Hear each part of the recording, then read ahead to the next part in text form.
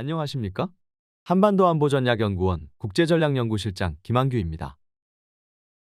오늘은 김정은의 러시아 방문이 세계 정세에 어떠한 의미를 주는지에 대해 말씀드리고자 합니다.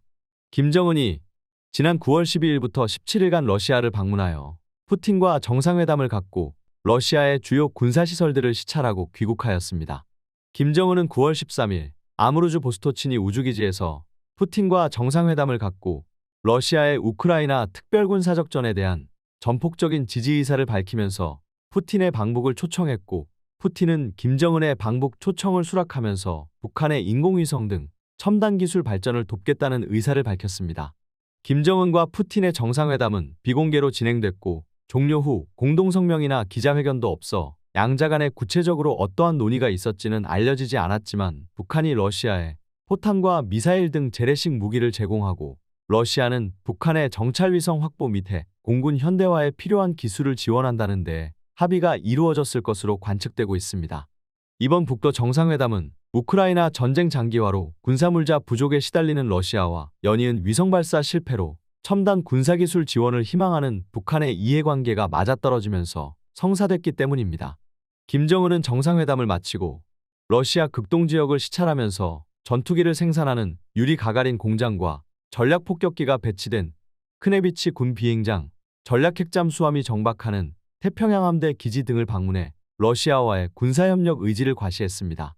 이로써 김정은의 이번 방문을 계기로 북러 간 군사협력이 본격화될 전망입니다. 이러한 점에서 이번 김정은의 러시아 방문은 2019년 4월 1차 방러 때보다 국제사회의 이목을 더욱 끌었던 것입니다. 그러면 김정은의 역대 최장의 외국 방문인 이번 러시아 방문은 세계에 어떠한 의미를 주고 있는 것일까요? 이를 살펴보면 다음과 같은 5가지를 들 수 있을 것입니다. 첫째, 우크라이나전의 실패와 장기화로 인한 러시아의 절박함이 그대로 드러났다는 점입니다.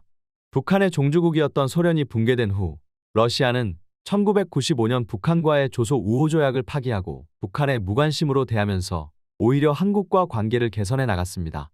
러시아는 2006년 10월 북한이 1차 핵실험을 강행하자 이를 맹비난하면서 북한의 핵확산금지 조약 NPT 복귀를 촉구하고 2006년부터 2017년까지 북한 비핵화와 관련된 10여 차례에 걸친 유엔의 대북제재 결의에 단 한 번도 반대를 하지 않았으며 2011년 김정은 정권 출범 후에도 북한과의 관계는 소강 상태를 유지했습니다. 2019년 4월 김정은이 트럼프와의 하노이 정상회담 실패 후 우군을 얻기 위해 러시아를 방문, 푸틴과 회담을 개최하였으나 푸틴으로부터 미-북 대화에서 북한을 지지한다는 어떠한 다짐도 얻지 못하는 등 냉대를 받았습니다. 이와 같이 러시아는 북한을 무시하고 큰 관심을 두지 않았습니다. 그러나 우크라이나전의 장기화로 탄약, 포탄 등 군사물자 부족에 시달리면서 다급해진 러시아는 무기 공급선을 물색했으나 서방의 눈치를 보는 중국이 소극적으로 나오자 그동안 우습게 보았던 북한에 손을 내민 것입니다. 푸틴은 이번 정상회담에서 통상 정상회담에서 지각하던 관례를 깨고 김정은보다 30분 먼저 와서 기다리는 등 김정은에 대한 최대한 예우를 베풀었습니다. 따라서 이번 김정은 방러와 푸틴의 환대는 그만큼 러시아가 우크라이나 전에서 절박한 처지에 있다는 것을 보여준 것이라고 하겠습니다. 이러한 러시아의 처지는 스톨텐베르그 나토 사무총장이 9월 29일 러시아는 세계 무대에서 쪼그라들어 국제시장에서 차단됐고 정상회담이 열려도 밖으로 나오지 못하며 북한 같은 정권에서 무기를 찾는 수준으로 전락했다고 조롱한 데에서 잘 나타나고 있다고 하겠습니다. 둘째, 강대국 간 지정학적 긴장으로 북한의 몸값이 올라가고 있다는 점입니다. 북한은 러시아로부터 정찰위성과 핵잠수함 기술을 확보할 수 있음으로써 미국과의 관계에서 보다 유리한 위치를 얻을 뿐만 아니라 중국과의 관계에서도 러시아와의 관계 강화를 통해 그동안의 일방적 의존 관계에서 벗어나 보다 자율권을 가질 수 있게 되었다는 점입니다.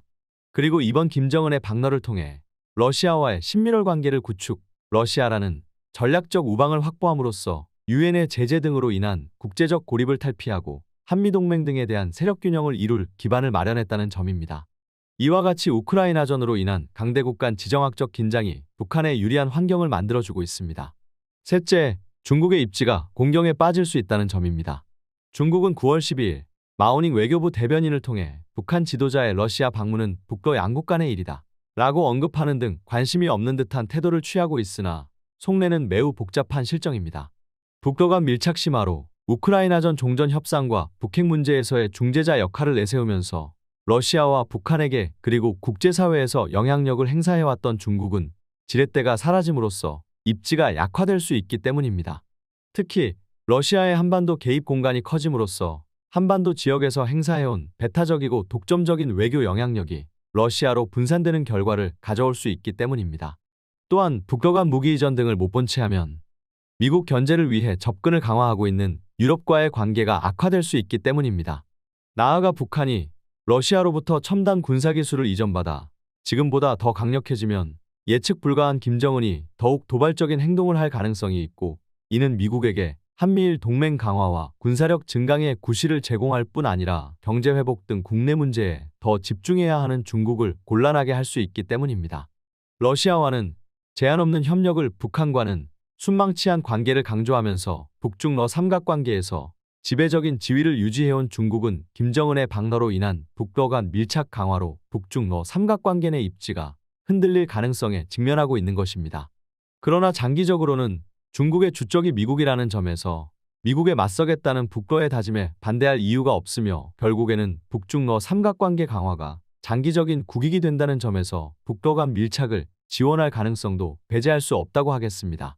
넷째, 김정은이 러시아를 방문하여 푸틴과 무기거래를 위한 정상회담을 거행한 것은 바이든 정부의 대북 정책이 실패했음을 보여주는 것이라고 하겠습니다. 바이든 정부는 한반도 완전한 비핵화를 위한 잘 조정된 실용적 접근이라는 대북 정책 기조하에 북한의 적대적 의도가 없고 전제 조건 없이 북한을 만나는 데 열려 있다면서 언제든지 북한과의 대화가 가능하다는 입장을 취해왔습니다. 그러나 바이든 정부는 북한의 지속적인 미사일 도발과 핵 및 ICBM 모라토리움 파기 위협에도 북한과 어떠한 대화를 시도하거나 접촉하지 않고 제재를 가하면서 북한을 방치하는 무개입 정책을 취해왔습니다.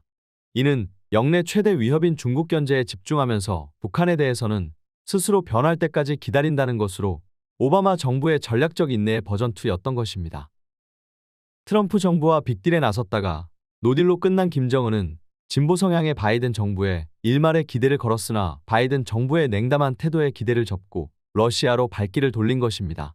이러한 대북 무개입 정책으로 북러 관계 강화를 가져와 안보 환경을 악화시킨 미국으로서는 대북 정책을 새롭게 조정할 필요에 직면하고 있는 것입니다. 마지막으로 김정은의 방러는 한국의 더 엄중한 안보 환경을 조성했다는 것입니다.